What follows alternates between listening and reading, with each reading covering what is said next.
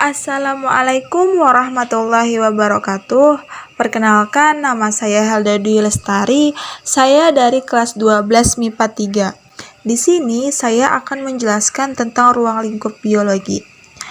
Ruang lingkup biologi merupakan materi pertama yang terdapat pada kelas 10 semester 1 mata pelajaran biologi. Pada ruang lingkup biologi, kita mempelajari beberapa materi, di antaranya biologi sebagai ilmu, tingkat organisasi kehidupan, cabang-cabang ilmu biologi, manfaat ilmu biologi, metode ilmiah, dan yang terakhir, prinsip keselamatan kerja. Sebelum kita memasuki materi, apakah kalian tahu biologi itu apa? Biologi berasal dari bahasa Yunani, yaitu bios, yang artinya hidup, dan logos, yang artinya ilmu. Jadi, biologi adalah ilmu yang mempelajari tentang makhluk hidup. Selanjutnya, tingkat organisme kehidupan. Objek biologi pastinya meliputi kehidupan pada berbagai tingkat struktur.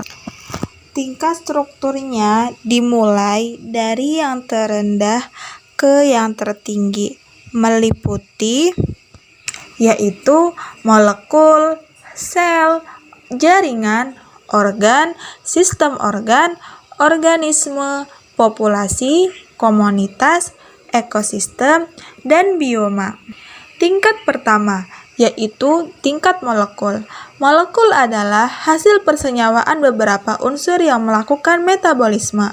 Molekul tersusun atas atom-atom.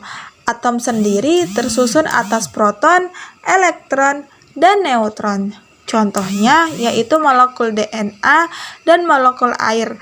Nantinya molekul itu saling berikatan, membentuk ikatan kompleks yang selanjutnya membentuk organel sel. Yang kedua, tingkat sel. Sel merupakan tingkatan organisme kehidupan yang tersusun atas organel-organel sel. Sel itu sendiri adalah unit terkecil penyusun tubuh makhluk hidup. Untuk makhluk hidup ada yang terdiri dari satu sel, seperti bakteri, tetapi sebagian besar itu terdiri dari banyak sel, seperti manusia, hewan, dan tumbuhan. Yang ketiga, tingkat jaringan. Jaringan ditemukan pada organisme multiseluler. Pengertian jaringan adalah kumpulan beberapa sel yang memiliki bentuk dan fungsi yang sama. Kemudian, sekumpulan dari jaringan akan bekerja sama untuk melakukan fungsi tertentu dan akan membentuk organ.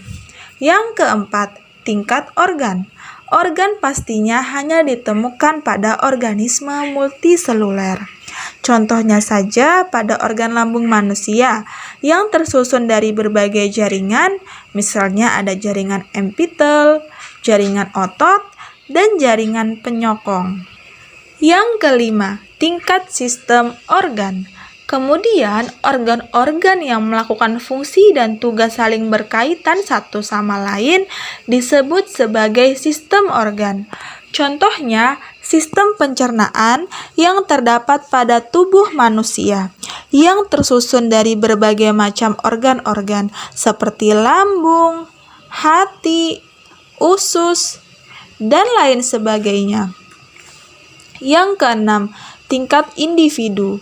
Individu adalah makhluk hidup tunggal yang tinggal di suatu daerah. Berbagai sistem organ akan bekerja sama melakukan kegiatan kehidupan membentuk individu atau organisme. Yang ketujuh, tingkat populasi. Sekumpulan organisme yang sejenis hidup pada tempat tertentu yang sama akan membentuk populasi. Contoh populasi misalnya sekumpulan pohon kelapa di suatu kebun atau sejumlah semut di suatu batang pohon. Yang kedelapan, tingkat komunitas. Beberapa populasi yang saling berinteraksi di suatu tempat tertentu membentuk komunitas. Misalnya di suatu sawah terdiri atas berbagai macam populasi tanaman padi, serangga, dan lain sebagainya. Kesembilan, tingkat ekosistem.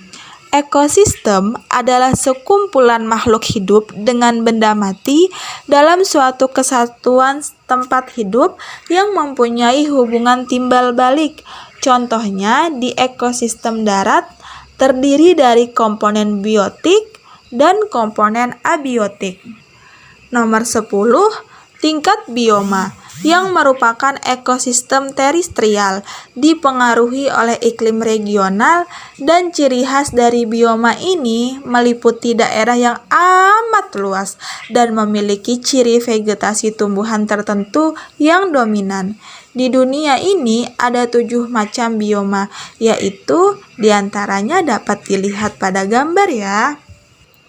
Yang terakhir yaitu tingkat biomer. Tingkatan organisasi kehidupan yang paling kompleks meliputi seluruh lapisan kulit bumi, air, dan atmosfer tempat kehidupan kita berlangsung.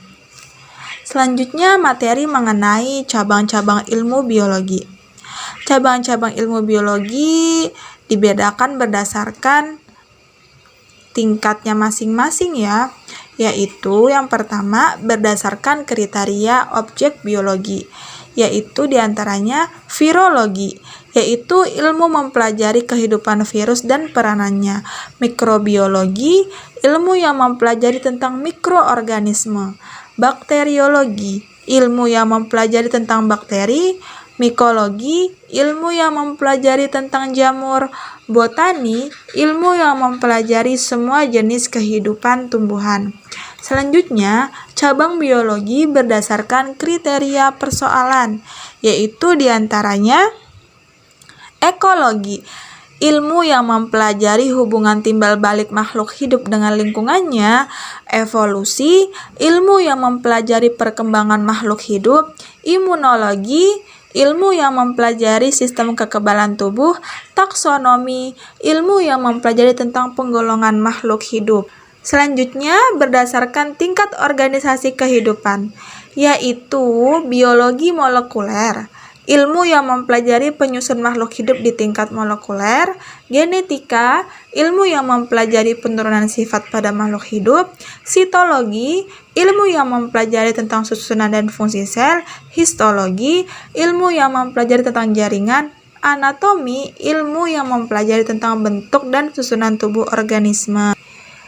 Itu merupakan materi-materi yang kita pelajari pada bagian yang pertama.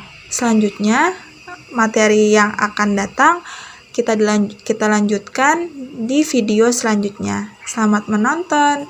Sekian. Wassalamualaikum warahmatullahi wabarakatuh.